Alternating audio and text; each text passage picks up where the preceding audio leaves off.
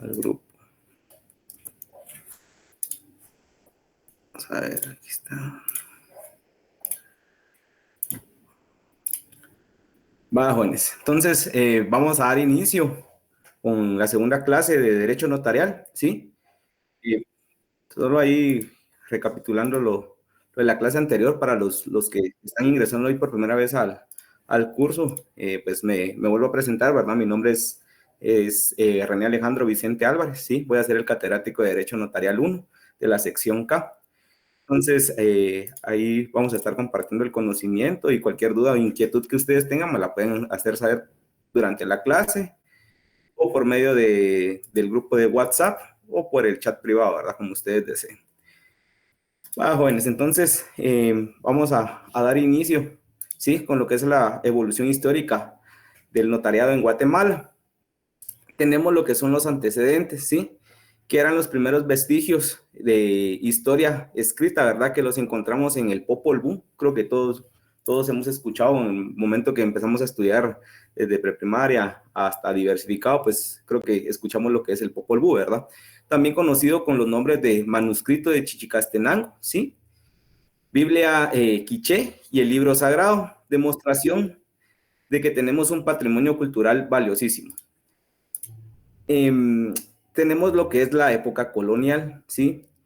Que es casi seguro que la fundación de la ciudad de Santiago de Guatemala y la reunión del primer cabildo, ¿verdad? Tuvieron lugar el día 27 de julio de 1524. En esta primera acta de cabildo aparece actuando el primer, espérame, Juan, es que se siguen uniendo, ahí está, el primer cabildo, o aparece actuando el primer escribano, ¿verdad? Que es Alonso de Reguera, ¿sí? Ya les había dicho que lo que aparece ahí con color verdecito es pregunta de examen, ¿verdad? Les hago la aclaración que fechas casi no pregunto, porque son demasiadas fechas y la verdad que las fechas no es, sí son importantes, pero no es como para preguntarles en el examen, ¿verdad? Son demasiadas y pueden tender a confundirse, ¿verdad? Entonces, pues el primer escribano era Alonso de Reguera, ¿verdad? Tanto Reguera como todos los miembros de Cabildo fueron nombrados por Pedro de Alvarado, ¿verdad? En su calidad de teniente gobernador y capitán general de don Fernando Cortés. Entonces, este es el primer escribano, ¿verdad? Que nosotros históricamente conocemos, ¿verdad? Sí. Esa figura viene en el examen, ¿verdad? Sí. Entonces, Alonso de Reguera continuó en el cargo hasta enero de 1529.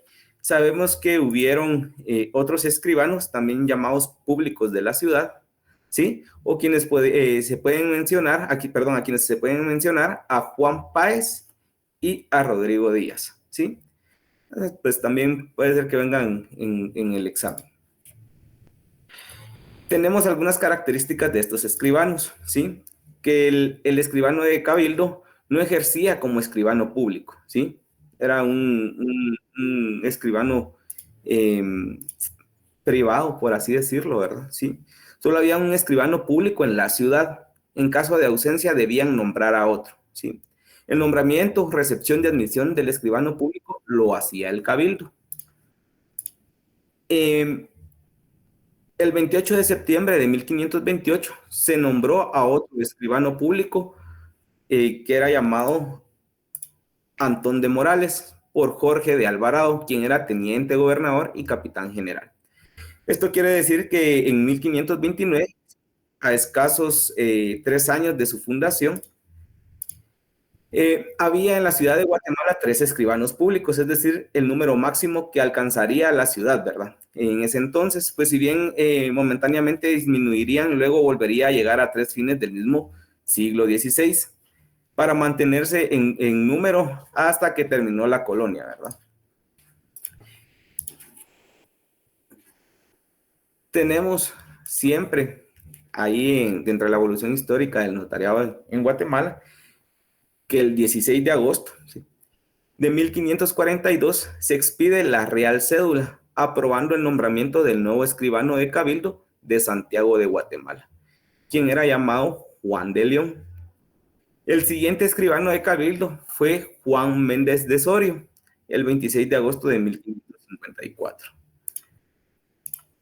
En resumen, pues en esta etapa formativa del notariado, dentro de la ciudad de Guatemala, pues se repetían las características básicas con el que se dio inicio a la profesión. Las regiones indianas, ¿verdad? Que hayamos visto en la clase anterior, las leyes de Indias, ¿verdad? Sí. Teníamos también, dentro de estas características, ¿verdad? Que realmente el inicio de estas profesiones, los nombramientos los hacía el cabildo, ¿verdad? Sí. Eh, o el gobernador de la provincia, que siempre estaban sujetos a la ulterior decisión real, ¿verdad? Quienes eran los que tenían la decisión máxima de decidir prácticamente quiénes eran cabildos y quiénes no, ¿verdad? El notario guatemalteco es el más antiguo de Centroamérica. Eso es súper importante. Eh, un paréntesis, realmente la profesión, y lo vamos a ver dentro del curso, ¿sí?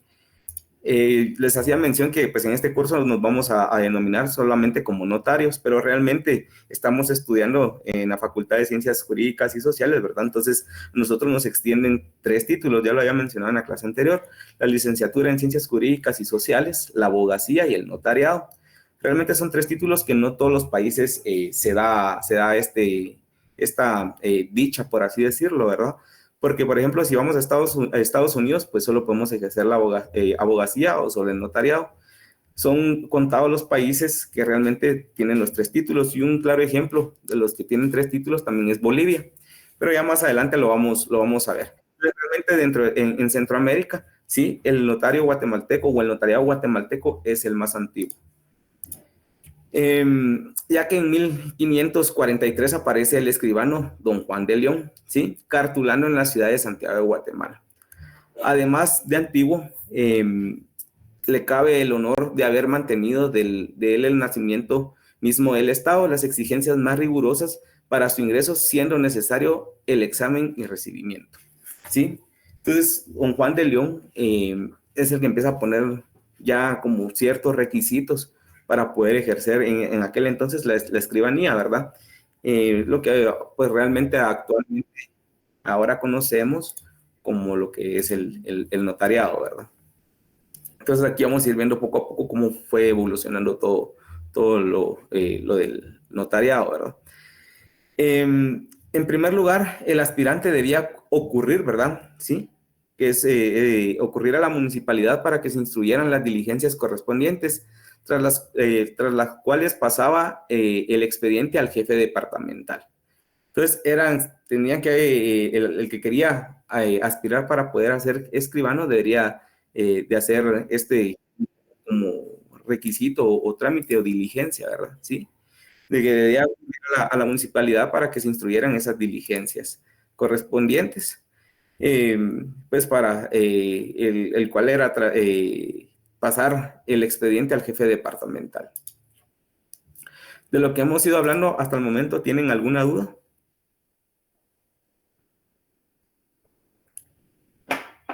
No, licenciado. Licenciado, muchas gracias. Bueno, si tienen ahí alguna duda me van diciendo. Aquí se me fue de más esta. Vamos a seguir. Vamos a ver. No, perdón. Tenemos el 16 de agosto, ¿sí? De 1542 expide Real Cédula aprobando el nombramiento, ¿sí? Vamos a ver en resumen la etapa definitiva de la decisión real. Vamos a ver. Sí, esta creo que es la misma que la anterior, ¿verdad, jóvenes? Disculpen ahí.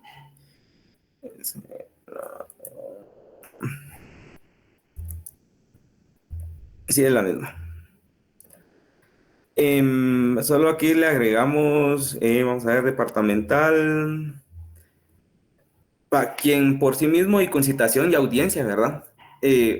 Pongámosle más atención a las 5, omitamos la 4, ahí se las voy a corregir y se las voy a reenviar para que no vayan a confundirse, y disculpen ahí con ese error involuntario.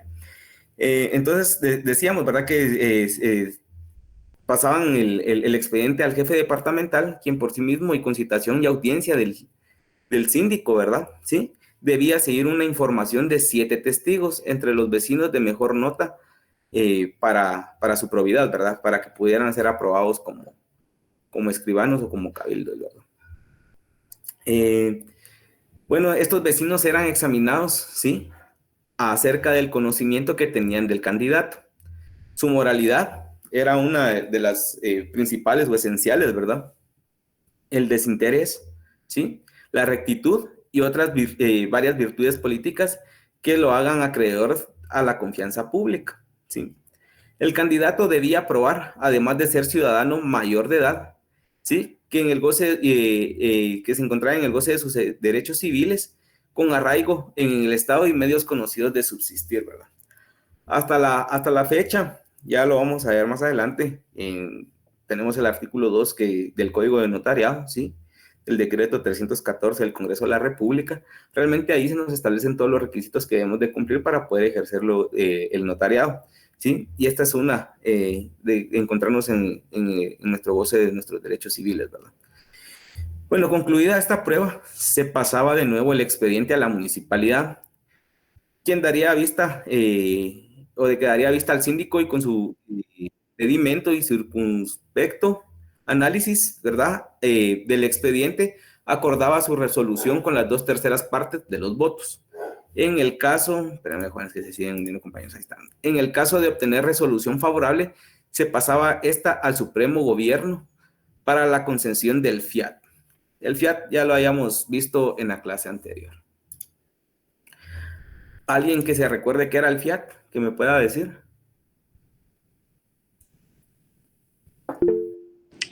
Sí, Es a lo que Mirza. Perdón, Kevin. Ella levantó la mente, disculpe. Después le doy la palabra a usted. Buenas noches, licenciado. Ajá, Era buenas una noches. autorización que permitía al profesional del derecho ejercer como notario. Exacto, así es. Kevin, sí, disculpe. justamente iba a decir casi lo mismo. Ah, Gracias. está bien, gracias, compañero. Sí, José Manuel Bautista lo colocó en un texto ahí, el que dice, fiat, una autorización que permite al profesional del derecho ejercer como notario. Así es. Gracias, compañeros. Va, entonces, continuamos ahí, ¿sí? Tenemos también solamente entonces que pasaba a la Corte Superior donde debía el aspirante presentar, ¿sí? Estos requisitos, que era la certificación de haber estudiado ortografía y gramática, ¿sí? Castellana. Si ellos no tenían esa certificación, obviamente pues no podían aspirar, ¿verdad? Haber sido examinado por los preceptores de la academia, ¿sí? Y merecido buena calificación. Al momento de que ellos eran evaluados, examinados, debían de obtener una buena calificación, ¿verdad? Para poder ejercer esto de la escribanía o ser cabildo. Están las certificaciones juradas de haber practicado 2 años con un escribano, ¿sí? De los juzgados municipales y otros con escribanos de primera instancia. Después de ello, sufrían un examen sobre cartulación, ¿sí? Requisitos de los instrumentos públicos, que vamos a ver más adelante dentro del curso, qué requisitos necesitamos nosotros para poder faccionar instrumentos públicos. Ya lo que nosotros le llamamos cartular, ¿verdad? Hoy en día también le llamamos cartular, ¿verdad? Los testamentos, que también lo tenemos regulado dentro de nuestro Código Civil, ¿verdad? Sí. Y realmente lo vemos en notariado, porque notariado y Código Civil y procesal civil van de la mano, ¿sí? En el cual pues hacemos un proceso sucesorio testamentario, que es para los testamentos, ¿verdad? Tenemos las cartas dotales, las donaciones, ¿sí? Que las donaciones también hasta la fecha las seguimos regulando, o se siguen regulando dentro del Código Civil, y lo faccionamos nosotros como notarios, ¿verdad? Circunstancias y número de testigos. A la fecha, al momento de hacer instrumentos públicos, necesitamos testigos. También dentro del curso de notariado, miramos, ya sea aquí en notariado 1 o notariado 2, vemos lo que son testigos, ¿verdad? Las diferentes clases de testigos que el código de notariado nos establece. De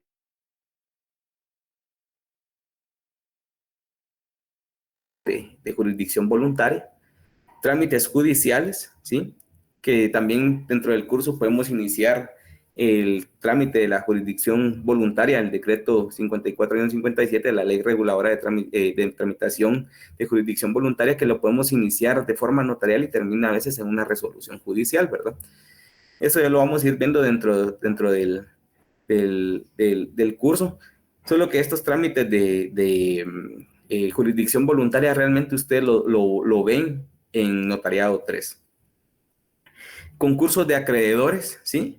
Valor y uso de papel sellado. Concurso de acreedores todavía se da. Y el valor y uso del papel sellado, tenemos un papel sellado especial para protocolo, en el cual, pues, dentro de la ley del timbre fiscal y papel sellado especial para protocolo, nos regula cómo podemos obtener ese papel sellado especial para protocolo, ¿verdad? Bueno, y se concluía que sin la forma y requisitos exigidos, nadie podía recibirse de escribano ni ejercer este oficio en el Estado. ¿Alguna duda con estos requisitos que se aplicaban en aquel entonces? A Milson. Mira, una cosita, eso de las cartas dotales era como, no sé si me recordaba que había una cosa que se llamaba la dote. Sí. ¿Qué ver en eso? Sí tenía que ver, las cartas dotales realmente pues, como que sufrieron una como reformita y realmente ahora las conocemos como las cartas poderes, ¿verdad? Que hay que saber diferenciar en lo que es una carta poder con un mandato, ¿verdad? Porque a veces le dicen, mira, es que fíjate que necesito una carta poder para poder representar a alguien, ¿verdad? Dentro de un proceso, y que realmente no es una carta poder, sino es un mandato general. Carta poder es, por ejemplo, cuando en algún, por ejemplo, en la empresa eléctrica, antes ahora ya lo cambiaron, pero antes se podía hacer una carta poder en el cual al momento de hacer una declaración jurada, esta persona podía designar para solicitar el contador de luz, y la persona no podía hacer el trámite a través de una carta poder así sencilla que iba firmada por un notario. Autorizaba a esta persona que pudiera solicitar el contador de luz. Vamos a ver aquí, Gustavo Álvarez nos comparte carta de poder para sacar un carro del país, y es una autorización para algún trámite. Sí, así es, Edna, y así es, Gustavo. Entonces, esas eran a las cartas a las que él se refería. No sé si alguien más tiene alguna duda. Julio Chaikov. ¿O se le activó el micrófono? Se me activó el micrófono, licenciado, perdón. No te da pena. Muchas gracias, licenciado. No se preocupe. Va, jóvenes. ¿Alguien más tiene alguna duda? Si no, continuamos. No, va. Entonces, 3 meses después, ¿verdad? El 24 de febrero de 1835, un decreto de la Asamblea Legislativa aclaró que los catedráticos de gramática y castellana no estaban obligados a presentar la certificación de haber estudiado y aprobado esa materia y la ortografía, ¿verdad? ¿Sí?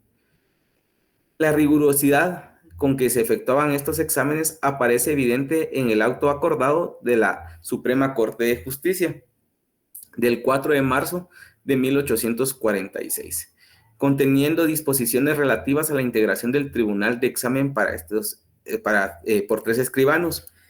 Realmente aquí también quienes no tenían obligación de presentar certificaciones, y siquiera lo anotan, de haber obtenido, pero realmente no se los puse en la presentación, porque aquí estamos viendo lo que es el notariado, pero realmente también es quienes participaban dentro de este proceso era la abogacía, ¿sí? Y también no presentaban certificación de haber estudiado esas materias, ¿verdad? Y también el tribunal de examen era por 3 escribanos o por 3 abogados que estuvieran debidamente registrados, ¿verdad? ¿Sí? Encontramos también en el decreto legislativo del 27 de agosto de 1835 la autorización para que los jueces de circuito, pudieran cartular, ¿sí? Este decreto fue ampliado por el del 8 de agosto de 1837, en que se estableció que los escribanos judiciales que habían cartulado podían seguirlo haciendo, así como también los secretarios de las cortes de distrito. En aquel entonces, pues los jueces podían cartular. Es más, a veces hay una confusión ahí en el Código de Notariado, que ahí establece en uno de los artículos que un juez de primera instancia de las cabeceras municipales o departamentales puede ejercer el notariado. Ahí a veces se entra un poquito en discusión y en una pugna, porque realmente hoy en día creo que en la mayoría de departamentos y municipios, pues, ya hay abogados y notarios y ejercen el notariado. Entonces, realmente ya casi no se permite que un juez pueda ejercer el notariado, ¿verdad? Eso, pues, más adelante lo vamos a ver. Fue hasta el decreto 30 de marzo de 1854 que prohibió cartular a los escribanos, ¿verdad?, que desempeñaban empleo público, bajo pena de nulidad de los instrumentos y destitución del cargo. Y es más, hasta la fecha y el artículo 2 establece, ya lo vamos a ver, porque aquí adelante me recuerdo que lo había colocado, es que los funcionarios públicos ejercen aneja jurisdicción, ¿verdad? ¿Sí? Que es prohibido, por ejemplo, jueces, fiscales, oficiales, notificadores, yo no sé si aquí más de algún alumno trabaja en el organismo judicial, al momento de que se vayan a colegiar, van a tener que poner dentro del memorial de que no aperturan derecho al protocolo, ¿verdad? Por lo mismo que tienen una prohibición, ¿verdad? No pueden ejercer el notariado, ¿verdad? Salvo en algunos casos que más adelante también voy a ver si se los comparto. En algunos casos sí se puede ejercer el notariado. Tenemos con respecto a la colegiación de abogados y escribanos, fue dispuesta por el decreto legislativo número 81 de 23 de diciembre de 1851, que encargó su organización a la Corte Suprema de Justicia, ¿sí? Ahí se recuerdan que lo que va en colorcito verde es pregunta de examen, ¿verdad? ¿Sí? Solo ahí la fecha, pues, no, ¿verdad? Tenemos la vigilancia de la actuación notarial que no fue descuidada. Vamos a ver, una persona en el renglón 011 puede ejercer notariado, dependiendo, porque si está a tiempo completo y es renglón 011 y es, por ejemplo, perteneciente a alguna institución, no puede. ¿Sí? Solo las personas que están en otro renglón presupuestario, ¿sí?, que no estén a tiempo completo en alguna institución, pueden ejercer la abogacía del notariado. Sí, el 029, por ejemplo, José Manuel Bautista. ¿Alguien más tiene alguna duda? ¿No? Va. Entonces, realmente esta vigilancia de la actuación notarial no fue descuidada, ¿verdad? Luego tenemos la ley del 28 de agosto de 1832, ¿sí?, que dispuso que se visitaran los protocolos. Y conforme a ella, la Corte Suprema, por acuerdo de 16 de marzo de 1852, ordenó a los jueces de primera instancia realizar tales visitas en los departamentos donde hubieran estos oficios y hacer que los mismos escribanos remitieran, ¿sí? Espérenme, ahí está, remitieran al propio tribunal dentro de los primeros 8 días del mes de enero, ¿sí?, un testimonio del índice de los protocolos que hubieran autorizado el año anterior. Hasta la fecha y en la actualidad, ¿sí?, el encargado de hacer visita de los protocolos es el Archivo General de Protocolos, ¿sí? Mandan a un supervisor, ni le avisan a uno, llegan a la oficina y miren, venimos a inspeccionar el protocolo. Entonces uno tiene que entregar ese protocolo, ponerlo a la vista, ¿sí? Porque si no, uno no lo pone a la vista, lo pueden hacer a través ya de un proceso judicial, a través de orden de juez competente, ¿verdad? Entonces, la extracción del protocolo. En este curso vamos a ver los recursos y todo eso y cómo se hace la sustracción del protocolo, ¿sí? Entonces, hasta la fecha hay una inspección del protocolo, a uno no le avisan, solo le llegan a la oficina y le caen de sorpresita. Y, por ejemplo, supervisan el protocolo del año pasado. Para estas fechas, uno como notario ya debe de tener el protocolo empastado, ¿verdad? Y ha hecho con todo y su índice y los atestados. Hasta la fecha nosotros hacemos la remisión del índice, ¿sí? Remitimos hacemos el índice y lo remitimos al Archivo General de Protocolos, ¿sí? Bueno, en la historia del notariado guatemalteco ya hubo notariado de número, ¿sí? El motivo que lo impulsó fue darle la importancia debida para que fuera desempeñado con pureza y rectitud.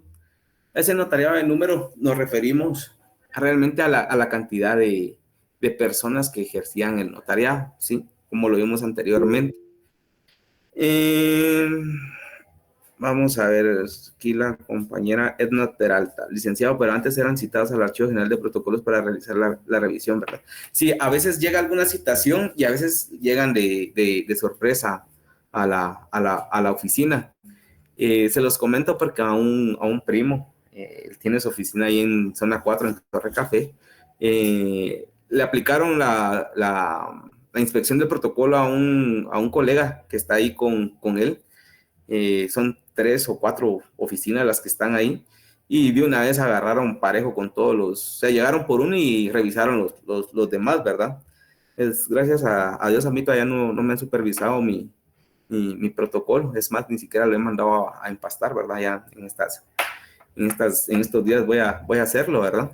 Pero el tiempo que tengo de estar ejerciendo ya casi 3, 4 años más o menos, no han caído a supervisarme, ¿verdad? Pero si dentro de este año me llegan a supervisar, ahí les cuento, ¿verdad? Va. Entonces, tenemos siempre aquí que el notariado de número era por la cantidad de escribanos o de notarios que habían, ¿verdad? El motivo que lo impulsó fue darle la importancia debida para que fuera desempeñado con pureza y rectitud, ¿verdad? Pues lo anterior lo establece el decreto 100 del 30 de marzo de 1854, quien confirió, ¿sí?, facultades al presidente de la República para fijar el número de escribanos. A eso nos referimos con notariado de números. Nacionales que reunieron los requisitos legales, ¿sí? Él expedía el título, ¿sí? Y también podía recogerlo en caso de abuso. Este decreto limitó la competencia territorial, ahorita voy, Gustavo, al departamento de su domicilio, fuera el cual no podían cartular, y también se reguló lo relativo a la fianza. ¿Sí, Gustavo? Licenciado, una consulta. Ajá. Aquí dice un testimonio del índice de los protocolos. ¿Qué es el índice? Va, mire pues. El índice, ¿sí? ¿Usted tiene su código de notariado ahí? Sí. Va. Ahorita le voy a decir cuál es el fundamento.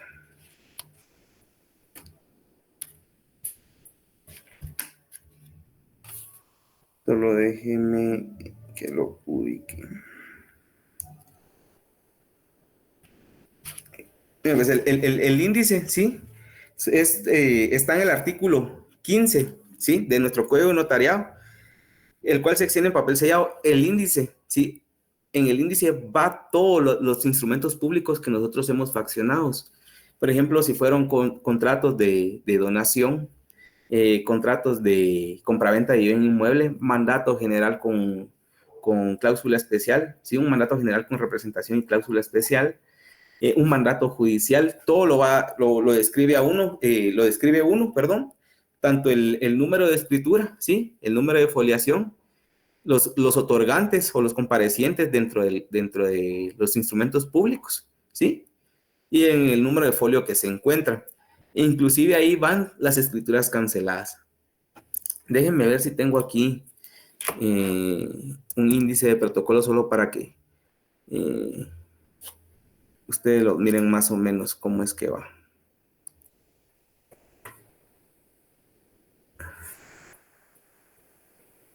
Aquí aquí tengo uno chiquito. Y la verdad, vamos a ver, espérame. Dice,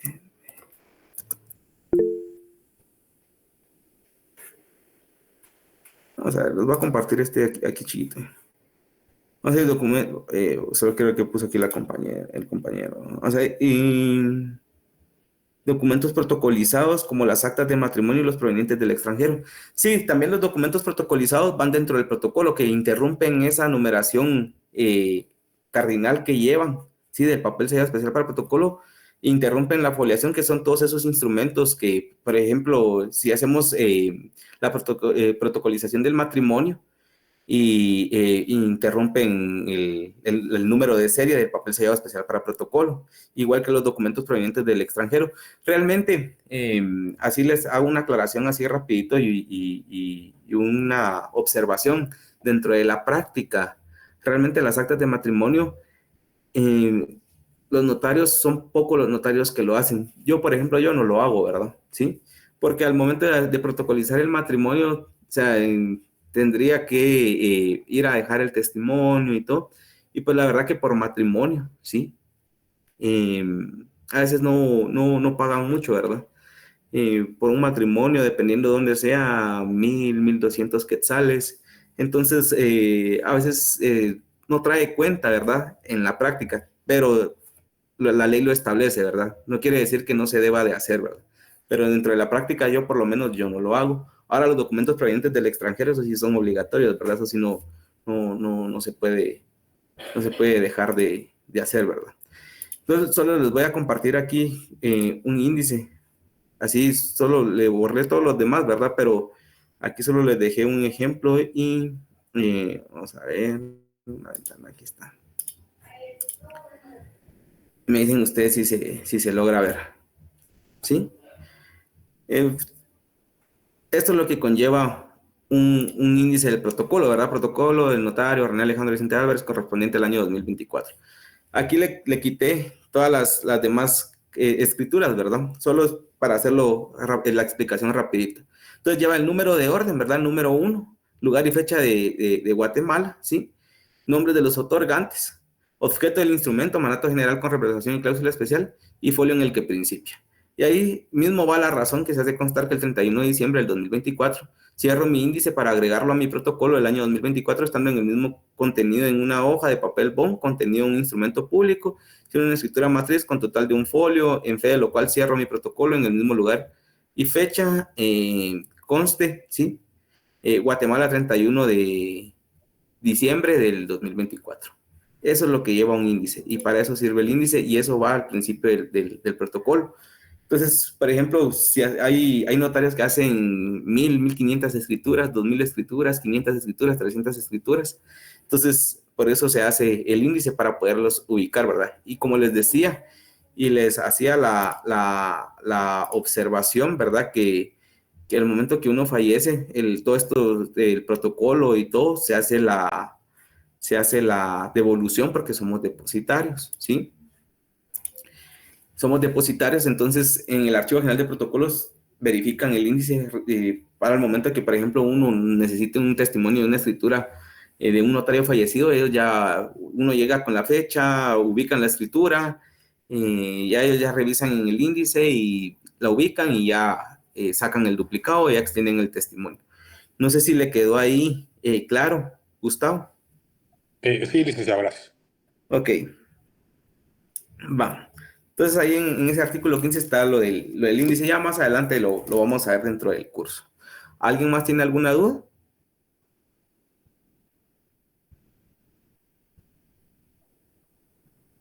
Va. Entonces, continuamos. Tenemos el notariado después de la reforma liberal, ¿sí?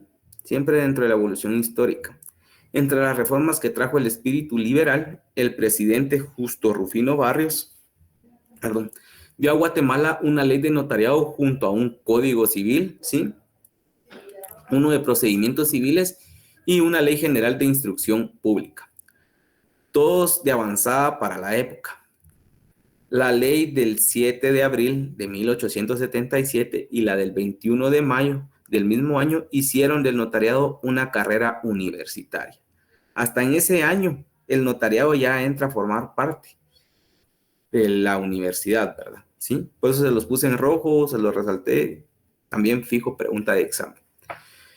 Se dispuso que no podía pedirse al rector de la Universidad de San Carlos el señalamiento de día para el examen general previo a la licenciatura de notario, sin acompañar el expediente en que constara que se habían llenado los requisitos legales, condiciones morales y fianza.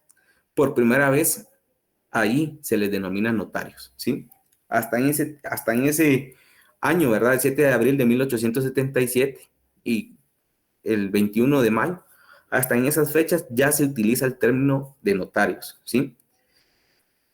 El mismo Justo Rufino Barrios, que ejerció el notariado, ¿sí? Antes de la revolución, dictó también el decreto número 271 de fecha 20 de febrero de 1882, el cual contenía la ley de notariado. Esta ley definió el notariado como la institución en que las leyes depositan la confianza pública para garantía, seguridad y perpetua constancia. Hasta la fecha esto se sigue dando, ¿sí? Solo que esto ya está regulado dentro del Código de Notariado, ¿verdad? El decreto 314 del Congreso de la República. También declaró incompatible el ejercicio del notariado a los que desempeñaran cargos públicos, era lo que yo les decía, ¿verdad? Que tuvieran anexa jurisdicción o añeja jurisdicción, ¿sí? Para ejercer dicha profesión, además de la mayoría de edad de 21 años, actualmente ahora es a partir de los 18 años, ¿sí? Se necesitaba tener la ciudadanía guatemalteca, ser del estado seglar, ¿sí? Y la posesión de propiedades por un monto de 2,000 pesos, a la prestación de una fianza por una cantidad equivalente. Entonces, en ese entonces, la mayoría de edad era de 21 años, actualmente, y hoy por hoy, es de 18 años, ¿sí?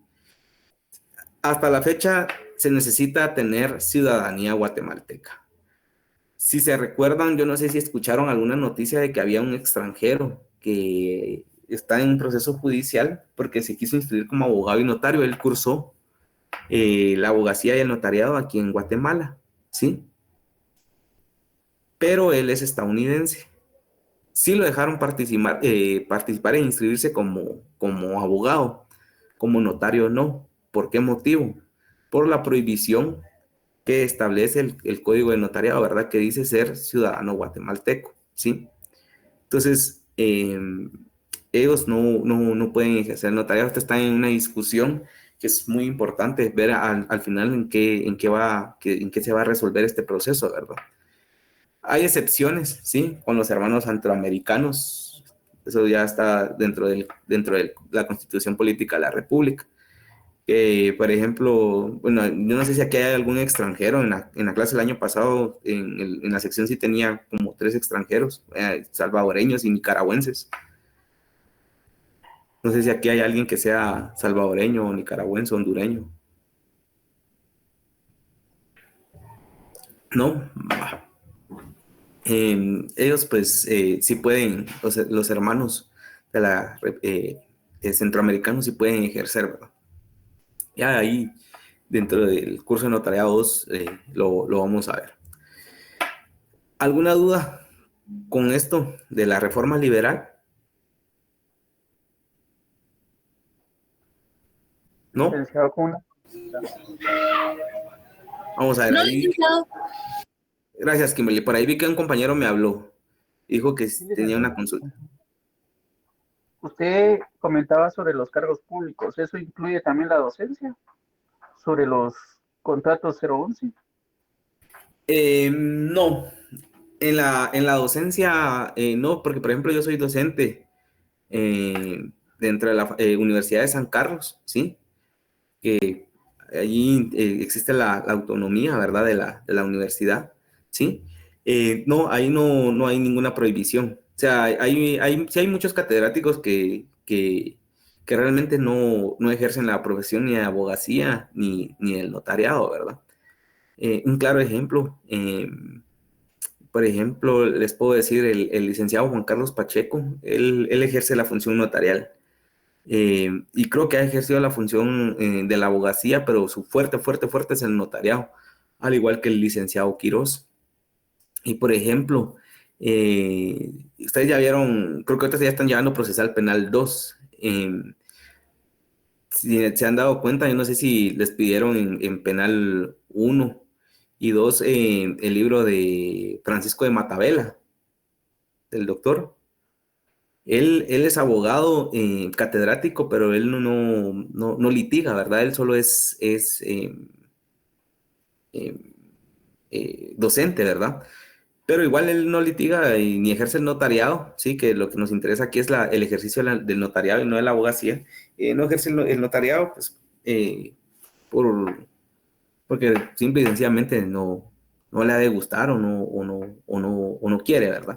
Entonces, realmente ahí no hay ninguna prohibición para nosotros como docentes. Y muy buena pregunta, ¿verdad? Porque, o sea, me refiero a instituciones, por ejemplo, organismo judicial, Ministerio Público, INASIF, Registro Nacional de las Personas, ¿sí? Procuraduría General de la Nación, Procuraduría de los Derechos Humanos, ¿sí? Instituto de la Víctima, Superintendencia de Administración Tributaria. Así es, Gustavo. Entonces ahí sí se les prohíbe, ¿verdad? Muchas gracias, licenciado. Ok, ¿alguien más tiene alguna duda? ¿No? Bueno, entonces continuamos. Siempre dentro del notariado, después de la reforma liberal, otras reformas importantes fueron la supresión del signo notarial por un sello con el nombre, apellido del notario que se registraban en los secretarios, en la Secretaría de Gobernación. Ahí la imagen que se mira así como rayas o firmas y grafitis egipcios, nada, no es mentira, como rayas o firmas que se miran ahí, pues algo así eran los sellos que tenían del signo notarial, ¿verdad? ¿Sí? Hoy por hoy en día, no tengo aquí a la mano, pero hoy por hoy se utiliza el sello, ¿verdad? En el cual establece, uno le coloca las palabras, ya sea licenciado o licenciada, o abreviaturas, ¿verdad? LICDA, ¿verdad? Nombre completo, ¿sí? René Alejandro Vicente Álvarez, abogado y notario. Y pues hay quienes a veces le ponen un marquito, ¿sí? Y hay quienes, pero ahora ya no se puede, antes se podía, que le ponían, por ejemplo, un signo de la justicia, ¿verdad? O le ponían el escudo de la Universidad de San Carlos, perdón. Pero hoy ya es prohibido, hoy ya no se permite, solo los abogados y notarios privilegiados demasiado antiguos que tuvieron la oportunidad y quienes quisieron lo hicieron, ¿verdad? Pero hoy ya solo es el sello, ¿verdad? Entonces, esto hasta la fecha lo tenemos, solo que ahora, realmente ahora tenemos que se inscribe en la Corte Suprema de Justicia, ¿verdad? Vamos a ver, aquí Esdras nos puso, el artículo 5 del Código Notariado faculta a los docentes y el personal administrativo de la Universidad de San Carlos para ejercerlo. Esdras, si le puede dar lectura a ese artículo 5 del Código Notariado. Así se los... Buenas noches, licenciado. Buenas noches, Esdras.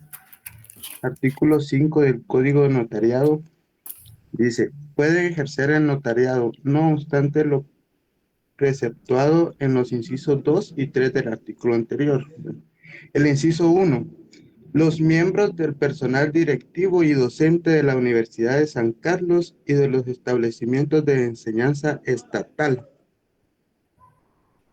Así es, gracias, Esdras. Ahí está el fundamento legal, ¿sí? De la pregunta que me hacía el compañero ahí, Sidney Leoneles, ¿verdad? Correcto, licenciado. Sí, Gracias. ese es el fundamento.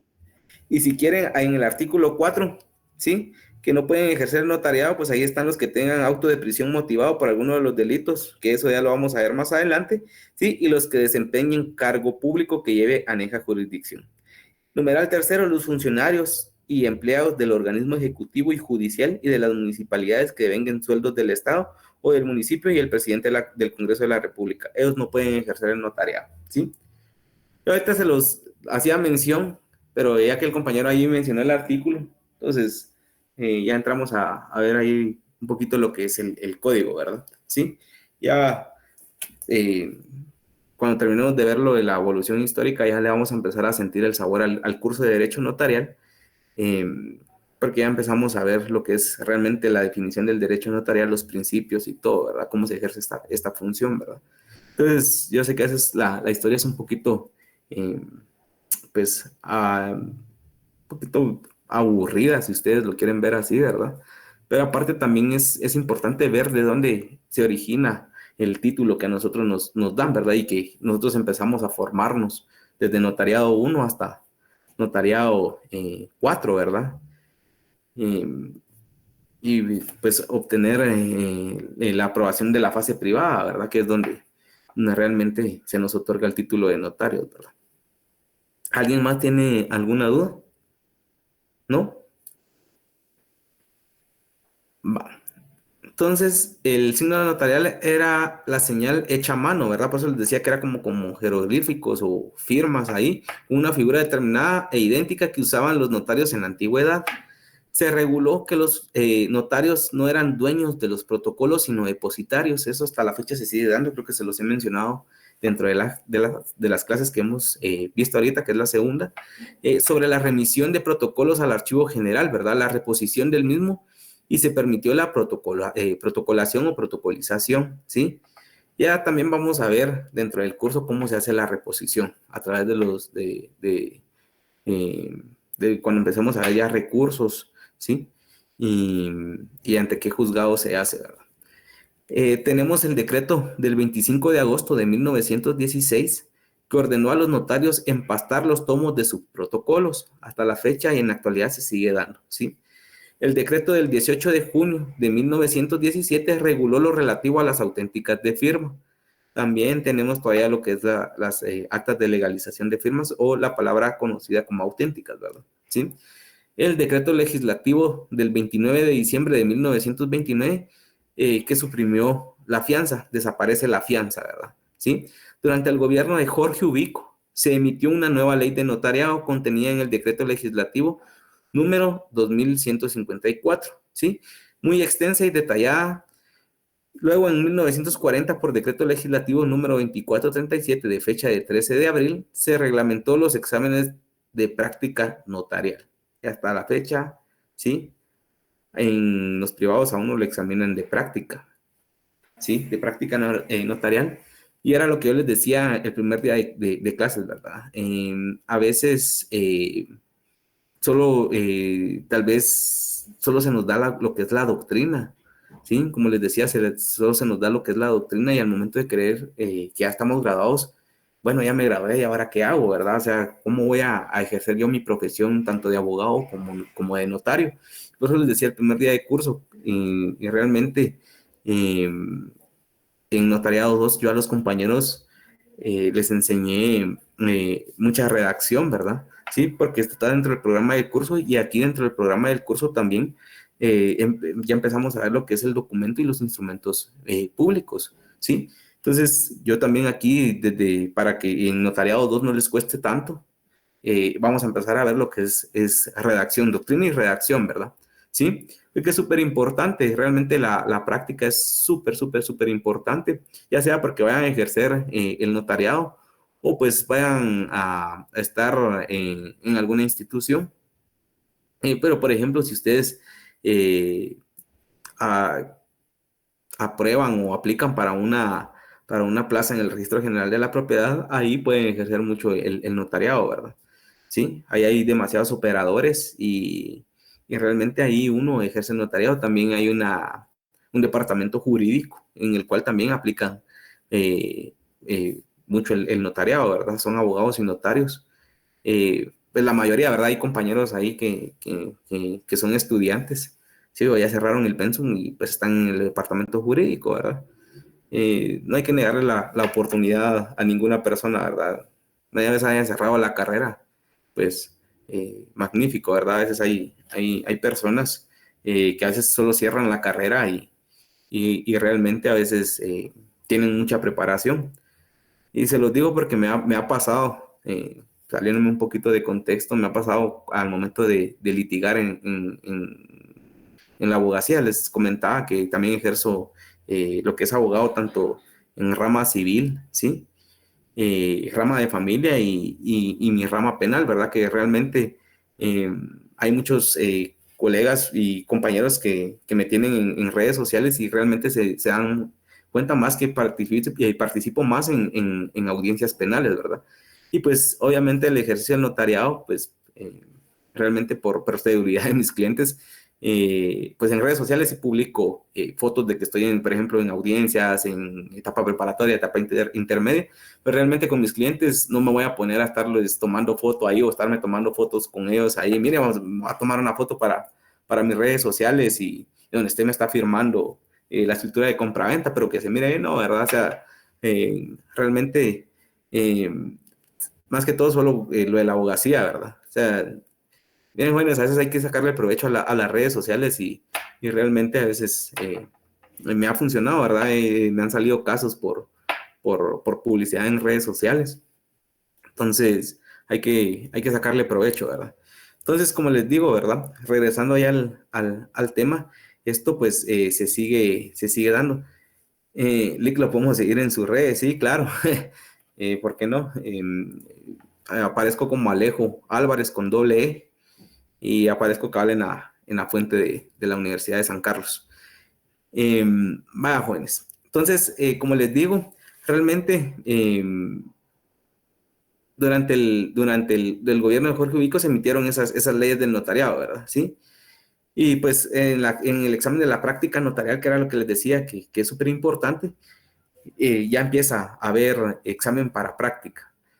Como podemos establecer, se dictaron en esta época muchas disposiciones relativas al ejercicio profesional hasta llegar a la emisión del Código de Notariado que actualmente nos rige. ¿Sí? ¿Alguna duda con lo que hemos estado viendo ahorita? Duda de todo, Lick. Perdón, Gerson. No le entendí, Gerson, ¿qué dijo? No sé si tiene alguna duda.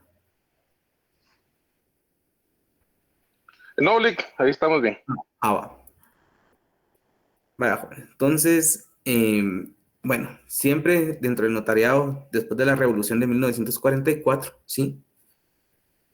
Con el advenimiento de la Revolución del 20 de octubre de 1944, esto ya es después, ¿verdad? En la que tuvieron decidida participación los estudiantes universitarios, surge un acendrado espíritu renovador que se vislumbran mejores y más amplios horizontes y los órganos estatales, así como las autoridades y funcionarios adoptan una actitud distinta ante los universitarios, ¿sí? Primeros pasos de innegable trascendencia. Cabe señalar que en la Constitución de la República, ¿sí? Se consagra como derecho constitucional la autonomía de la Universidad de San Carlos y se establece la colegiación oficial obligatoria para el ejercicio de todos los profesionales universitarios, ¿sí? Alguien que me pueda dar el fundamento legal de la autonomía de la Universidad de San Carlos.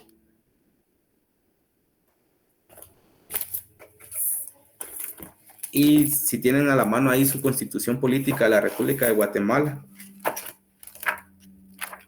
A ver, doy 2 minutos para que me lo diga rápido y le doy un punto. Buenas noches, licenciado. Es el artículo 82 de la Constitución. Vaya, Mari, ahí por WhatsApp ahí me pone su nombre completo y su número de carnet. Sí, es el artículo 82, ¿verdad? El cual, este punto es extra, ¿sí? El artículo 82, ya que participó ahí, Nuri, ¿le puede dar lectura? ¿Está bien, licenciado? Gracias. Artículo 82. Autonomía de la Universidad de San Carlos de Guatemala. La Autonomía de San Carlos de Guatemala es una institución autónoma con personalidad jurídica. En su carácter de única universidad estatal, le corresponde con exclusividad dirigir, organizar y desarrollar la educación superior del Estado y la educación profesional universitaria estatal. así como la difusión de la cultura en todas sus manifestaciones. Promoverá por todos los medios a su alcance la investigación en todas las esferas del saber humano y cooperará al estudio y solución de los problemas nacionales.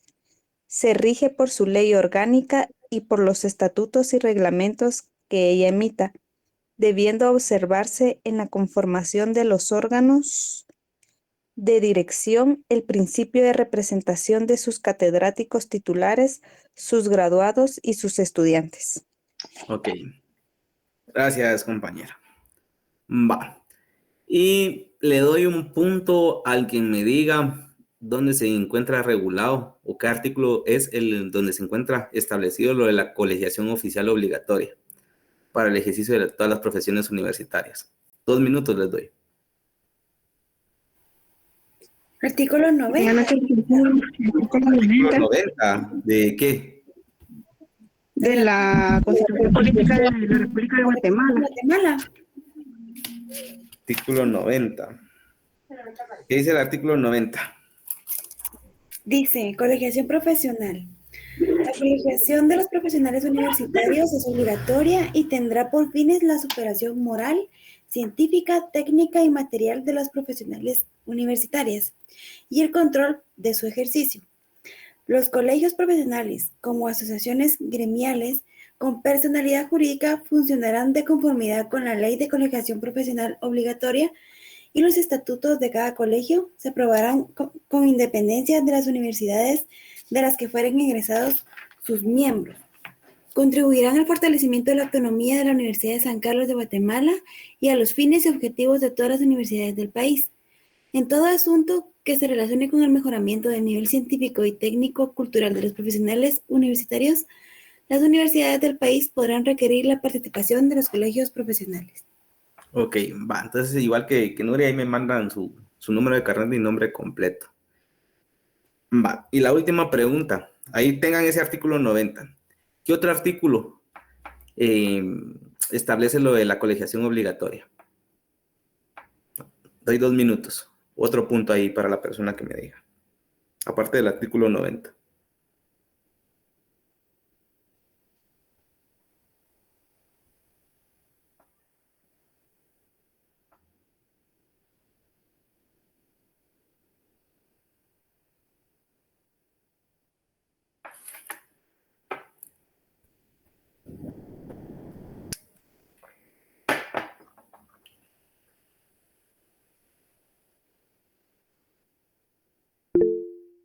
Diego Sosa. ¿Qué tal, Lick? Buenas noches, mucho Buenas gusto. noches. No sé si sería la de la ley de la colegiación obligatoria en el artículo 7. ¿Qué dice el artículo 7? Dice constancia de calidad. Toda persona que de conformidad con esta ley esté obligada a colegiarse deberá colocar visiblemente el lugar en que normalmente ejerza su actividad y constancia que lo acredite como colegiado permanente o temporal extendida por el presidente y secretario de la Junta Directiva del colegio respectivo. En caso del colegiado temporal, dicha constancia deberá indicar su vigencia a cada colegio y emitirá un reglamento que normará lo relativo a lo dispuesto en este artículo. Pero no sé si igual con Gracias, relación, Diego. No es ese. No es ese. Sí es de la ley de colegiación profesional, pero no es ese. A ver, Amilza. Licenciado, es el artículo 1 de la Ley de Colegiación Profesional. Así es, el artículo 1. ¿Le puede dar lectura? Muy bien. Dice, obligatoriedad y ámbito. La colegiación de los profesionales universitarios es obligatoria, tal como lo establece la Constitución Política de la República de Guatemala, y tiene por fines la superación moral, científica, técnica, cultural, económica y material de las profesiones universitarias y el control de su ejercicio de conformidad con las normas de esta ley. Se entiende por colegiación la asociación de graduandos universitarios de profesiones afines en entidades gremiales y de conformidad con las disposiciones de esta ley. ¿Sígole? No, hasta ahí. Ahí dejémoslo. Gracias, Amilza. Va, ya tiene 2 puntos. Va, jóvenes. A mí, si algo me gusta darle a mis estudiantes es que ustedes están en la formación, ¿sí? Del derecho notarial. Y esto les va a servir para sus privados. A mí me gusta darle mucha relación de leyes conexas, porque así cuando ya estén estudiando para el privado no les va a costar. Entonces, en el artículo 90 de la Constitución Política de la República de Guatemala, colóquenle ver artículo 1 de la Ley de Colegiación Profesional, ¿sí? Quiero que ese su código lo vayan rayando, dirían por ahí, ¿verdad? Creo que vayan haciendo sus anotaciones, igual no en día de clases se los enseño. El código es para ir haciendo anotaciones, ¿verdad? Si van haciendo sus apuntes, eso les va a ayudar mucho al momento que ustedes ya empiecen a estudiar para el privado. Ya este año, primero Dios, cierran ustedes el 7º y 8º semestre, y el otro año hay cierre, ¿verdad? ¿Sí? Y entonces ahí ve el artículo 1 de la Ley de Colegiación Profesional, y al artículo 1 colóquenle también, aunque el artículo lo diga, también coloquen el artículo 90 de la Constitución Política de la República de Guatemala, ¿sí? Y esa es otra cosa, jóvenes, un tip para su estudio de examen técnico profesional. Realmente en el examen técnico profesional, abreviaturas, por ejemplo, no se permiten, ¿verdad? El artículo 90 de la Constilic, no, ¿verdad, jóvenes? O mire, el CPRG, no, ¿verdad? Entonces, artículo 90 de la Constitución Política de la República de Guatemala, ¿sí? Igual, yo a veces en las presentaciones sí pongo por razón de espacio, ¿verdad? Por ejemplo, código notariado C.N. ¿verdad? Pero realmente es el código de notariado, ¿sí? Ya si ustedes, pues, ya se quieren lucir más ahí cuando lleguen a su momento del examen técnico profesional, pues ya decreto 314, ¿verdad? El Congreso de la República nos establece en el artículo 2 para ejercer los requisitos del derecho notarial, ¿verdad? Vamos. Entonces, ahí tenemos lo que es la colegiación oficial obligatoria, ¿sí? Para el ejercicio de todas las profesiones universitarias. El Colegio de Abogados de Guatemala, ¿sí? Integrado por todos los notarios del país, realmente es el Colegio de Abogados y Notarios de Guatemala, más conocido como el CAN, ¿verdad? ¿Sí? Queda constituido el 10 de noviembre de 1947. Es más, ahorita el 7 de febrero son las elecciones para el Colegio de Abogados y Notarios, ¿verdad? El nuevo Congreso de la República emprende una ardua labor legislativa y en un lapso relativamente corto decreta leyes de suma importancia para la vida nacional, entre las más destacadas el Código de Notariado y la Ley de Colegiación Oficial obligatoria, ¿verdad? Que es realmente ya es conocida como la Ley de Colegiación Profesional Obligatoria, ¿verdad?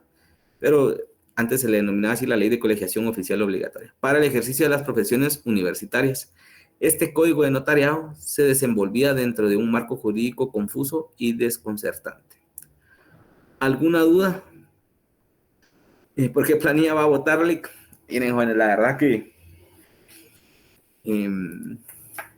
no sé todavía, jóvenes. No he visto. Vamos a ver, ahí dice Gustavo Álvarez Bolaños, la 10. Sí, saben que Eduardo Masaya, colega, estudió conmigo toda mi primaria en el colegio Loyola. Yo estoy en el colegio Loyola, que está ahí en la zona 1, perteneciente al Liceo Javier. Aquel estudió conmigo desde párvulos. Luego, pues le perdí la pista. Se han dado cuenta que a veces uno pierde las amistades de colegio de primaria. Y ya después me lo topé hace 3 años. Pues hay un pequeño paréntesis. Antes practicaba un deporte como miembro federado. Ahí me voy a reservar. Él fue presidente del Tribunal Electoral de Deporte Federal. Sí, así es, Edna. Yo practicaba, bueno, les voy a decir, practicaba y hasta la fecha a veces todavía medio entreno un poco, pero ya se me dificulta. Entrenaba artes marciales mixtas, lo que es MMA. En el 2022, pues me fui a competir a Colombia, a Bogotá, y pues me traje 2 medallas de plata para Guatemala. pues por diferentes circunstancias se me ha complicado un poco seguir entrenando. Pero sí, aquel estaba dentro del partido ahí Semilla, ¿verdad?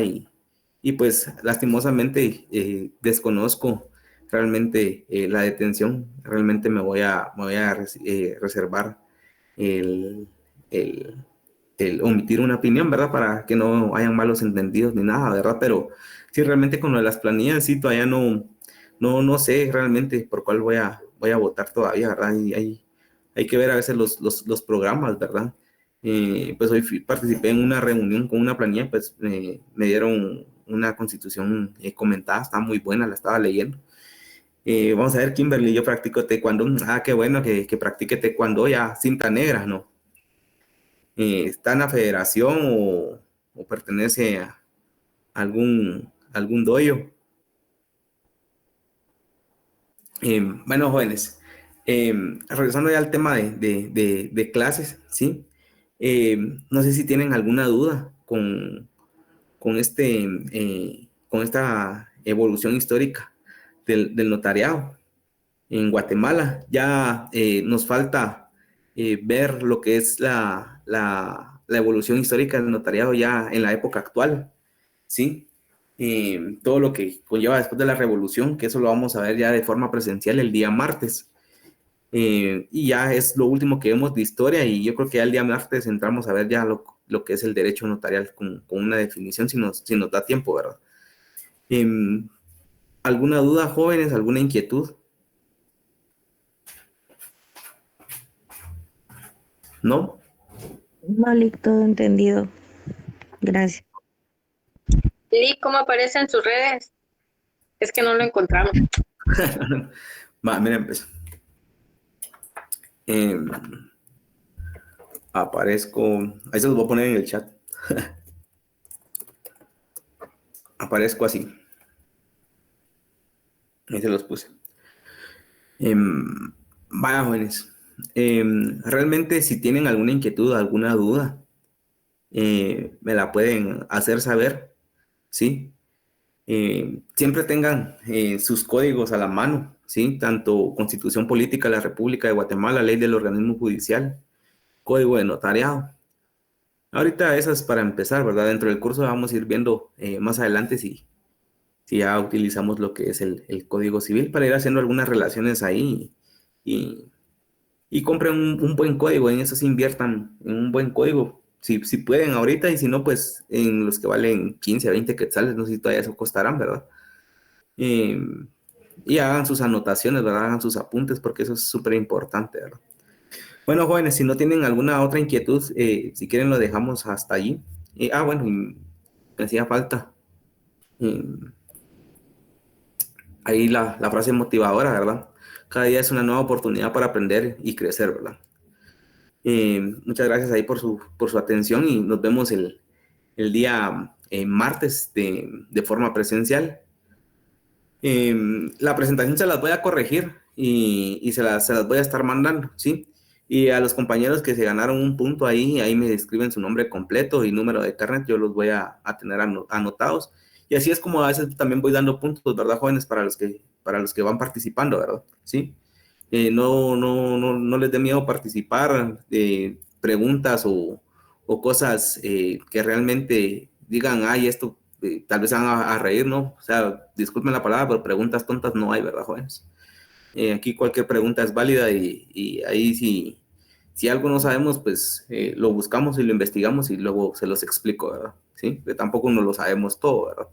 Bueno, jóvenes, les deseo una feliz noche, ¿sí? Y que descansen.